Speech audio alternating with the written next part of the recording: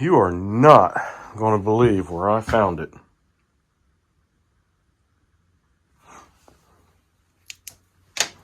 I found it up underneath my engine stand that I use for testing motors and breaking them in after I rebuild them. Way up under there, right? Way up under there. Probably about, I don't know, 18 inches back or so. So I'm assuming it fell down this large slot here and bounced back in that area. I have no idea why I decided to look under there. But something told me I should. And I seen something and reached back there and pulled it out, and there it was. So, thank you for that. All right. So we're going to try to get this, we're going to put this screw back in, put everything back together. And we are going to get this thing tuned. All right. So I got the carburetor cinched down. I'm not putting this on yet. Like I said before, you can't see that screw at all. You're just feeling around for it when this piece is on. I find it a little bit easier just to leave it off. Put your nuts back on and snug everything up. Excuse me. So we're going to fire this thing up. And we're finally going to get this thing tuned.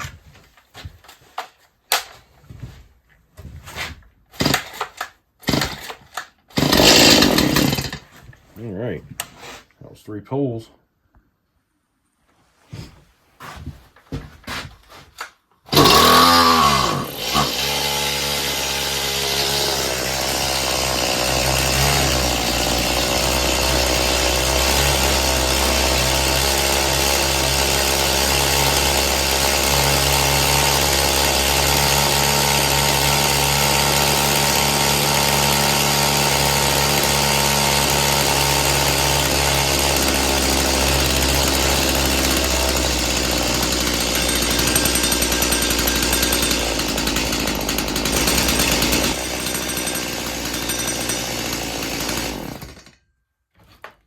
All right.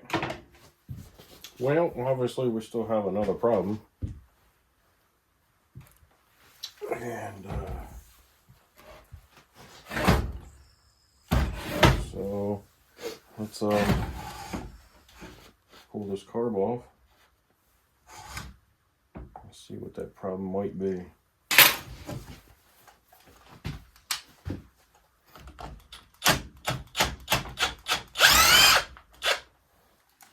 There's one. There's 2. There you go. Everything's out of the way for the carb to come out. All right. All right. So we're going to take a look at this diaphragm. See what kind of condition it's in. We'll look at the screen on the other side behind the pump. We're going to see what kind of, if there's any trash into that, because we know that there was some debris inside the intake here. So there might also have been some debris in the fuel tank.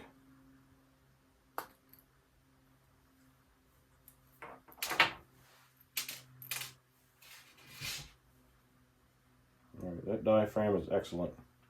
Very soft, very pliable. So no issues there. Everything looks pretty clean on this side. I would say that the screen is in probably good shape, for the simple fact that when I lifted the needle valve, the fuel just drained right through pretty easily. But we're going to pull it off anyway. We're going to take a look at it. So that looks like some sort of sealer.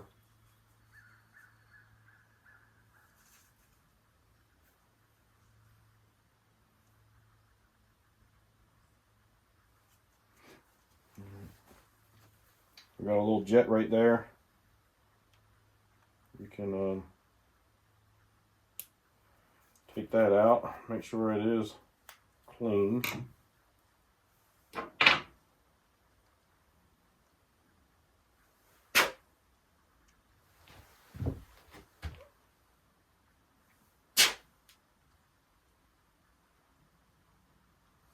I can barely see anything through that, so there may be some stuff in that. I'll take my little micro drills,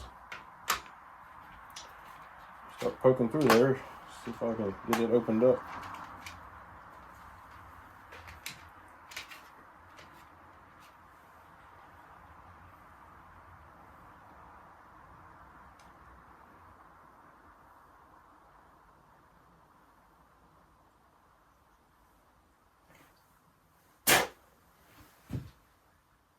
Obviously there was something in there, because when I ran that through there, I can see through there much better now. The hole looks much larger now. Spray some brake clean through that. See if we can't get everything out of there. We got that all cleaned up. We got everything put together there. Everything's good to go. Backside put on the pump side. Alright. And lastly, we put our fuel adjustment screw in.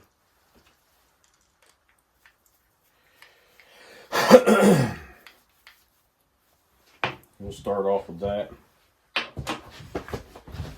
Alright. We're going to make sure that our pulse hole is clear.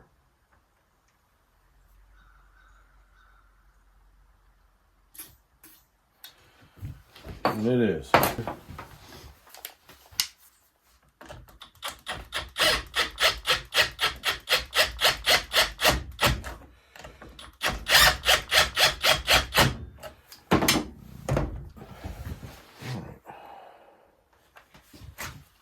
Let's try it again, guys.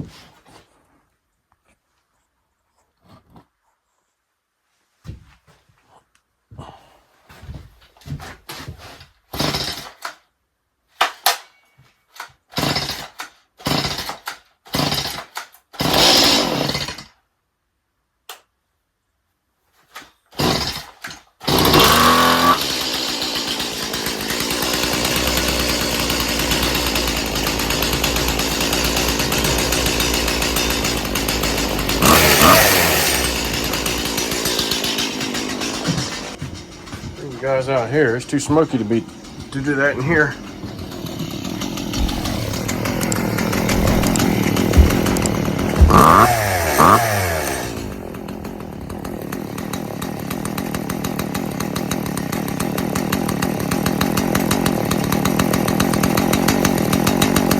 Here, start to come up a little bit. Here.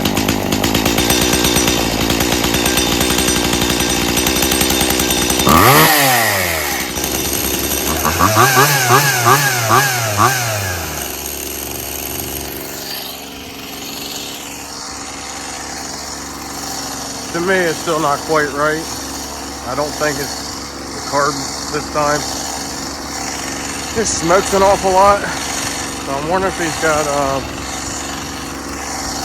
wonder if his fuel is oil rich. In other words, he mixed it real rich on the oil instead of like a 50-to-1. He's an older guy, so he probably remembers the 32-to-1.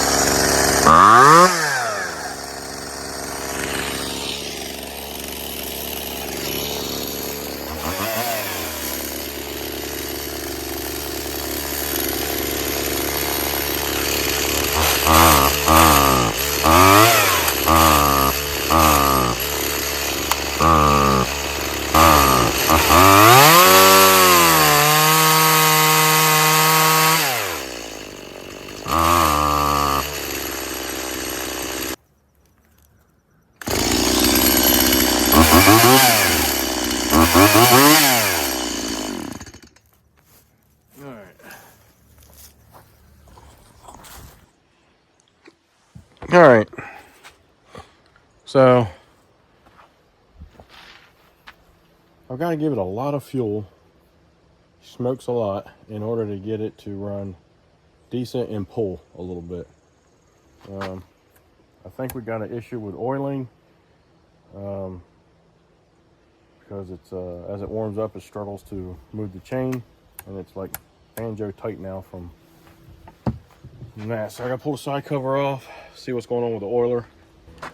And once we figure that out, I'm going to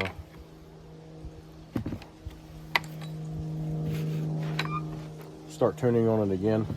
It's kind of hard to tune on it when your chain's not oiling. And this saw's about 19 years old. It's a possibility that we may have an air leak somewhere, which would explain why we're having to dump a ton of fuel at it.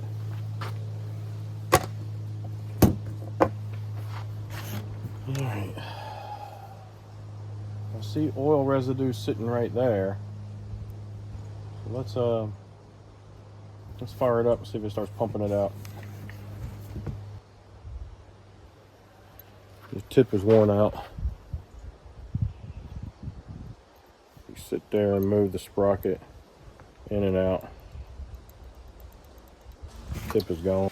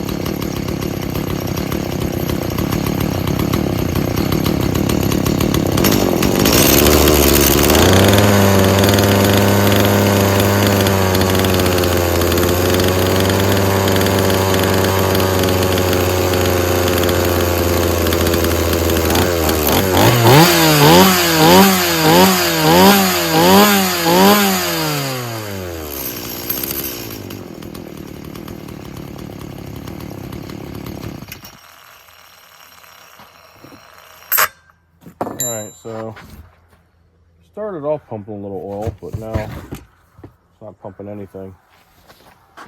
If I remember right, this thing is filled right up with oil.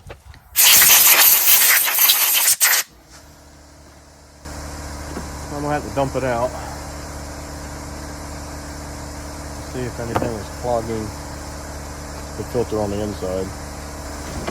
So it looks like this saw is going to possibly need an oiler. Depends on what we find. But what we can do now is we can do some testing to see if we have an air leak somewhere, which would suggest why we have to add so much fuel to this. I'm going to pull that cover off. That way we can get some access to our seals. And going to fire this thing up and see what happens. The other thing I'm not crazy about on these saws too is they use this plastic ring to help seal the intake instead of a clamp. And over time and all the heat cycles causes it to not seal properly anymore.